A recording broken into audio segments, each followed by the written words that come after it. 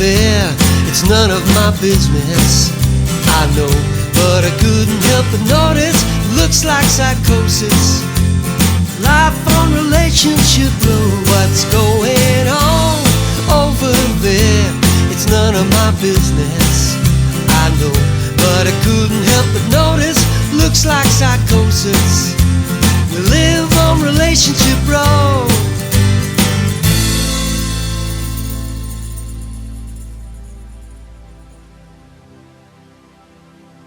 Inside number 8, a conversation is taking place. They seem to have 2 major spats a day, Shona tells Jerry. You rarely hear it because it doesn't seem to happen in the evenings. I think that by then they're both too drunk. That's a pretty harsh thing to say, Shona, admonishes Jerry, who has this innate capacity to forgive everyone for everything and always sees the good in people. I know, but I'm not saying that to be judgmental. I'm saying it because I think it might be true. Okay, says Jerry. What evidence do you have to back that up? Well, first of all, I have never seen him in particular without a can of beer in his hand. And whenever I have seen her come back from the shops, she always has a bag of cans, some cigarettes, and takeaway of some kind. It's pretty much always the same stuff she buys. And how do you know that they're beer cans? Asked Jerry playfully. Maybe they're cans of food or cans of cola. Well, you can see them through the carrier bag, and I have seen her buy them in the shop, even from 2 meters away. They both laugh. Jerry knows that Shona has concerns about their neighbours, but believes that when they all get to know each other, it will be easier. But that won't be for a while yet, that's for sure. Shona isn't so sure that she wants to get to know her neighbours, but will try for Jerry's sake. It's always better to be on good terms with those around you, she thinks. However, for now, Shona's priority is the children. She needs to keep them safe and also educated and entertained. Not much to ask. Jerry is still working as he works for a food processing company. This worries Shona because she knows that he is in contact with so many people every day. But she also knows that everyone has to do their bit for their country, whether that is staying at home or engaging in essential work. Shona is also very worried about their eldest daughter Rachel, who has started to have night terrors about monsters coming out of the walls and taking away her mummy and daddy.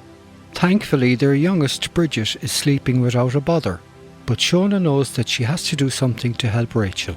She has tried reassuring her that all will be okay, but she can see the fear in her daughter's eyes. Tonight she is trying something new. Her friend who knows a bit about child psychology has suggested a mind game before bedtime. Time to see if it helps. Rachel, have you got your pyjamas on now? Shona calls from the bottom of the stairs. Yes, Mummy, Rachel calls back. Usually they have a bedtime story, but tonight it will be a story with a difference. Right, says Shona, tucking her daughter into bed and kissing her forehead. We are going to make up a story together, okay? Rachel nods and looks interested. The story is about a journey that you and I are going to go on, and at each place we visit, we are going to leave behind something that we don't want. So I will begin and then you go next, okay?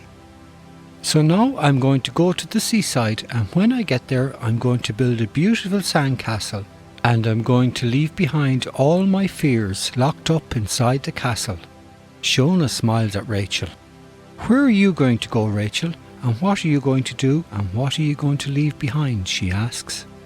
Rachel thinks for a minute and then says, I'm going to go around to Nanny and Grandad's, and I'm going to help Nanny bake a cake, and then I'm going to leave behind all my fears in the dustbin. She begins to giggle. I'm going to go to the zoo, and I'm going to leave behind everything that makes me cross in the lion's enclosure so that they can eat it up, says Shona playfully. I'm going to go to the farm, and I'm going to give the corona to the pigs to eat, because I don't like pigs, and they can have it instead of Nanny and Grandad, says Rachel. Aha, thinks Shona, so that's what's been troubling her. They continue with the game for a few more rounds and then Shona kisses her daughter goodnight. Hopefully she will sleep a little better tonight, now that she has found some place to put all of her fears, somewhere outside of her head. If you have something you would like to share, or a concern you would like addressed, please send it in and we will try and incorporate it into the future storylines. Tune in again for the next episode of Relationship Road.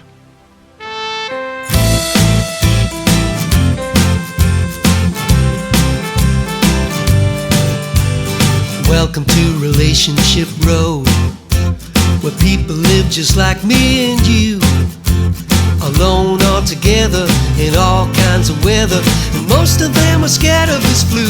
What's going on over there? It's none of my business, I know, but I couldn't help but notice it looks like psychosis. The pressure's starting to show. What kind of neighbor am I? Am I doing my bit for the road? My parents are elderly, my children disorderly, the whole world is suddenly slow. What's going on over there?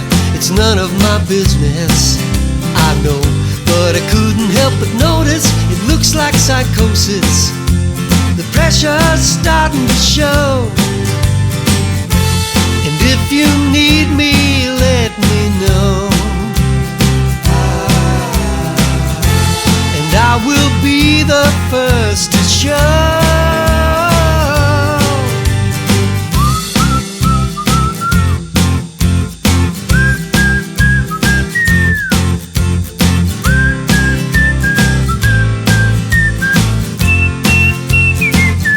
What's going on over there?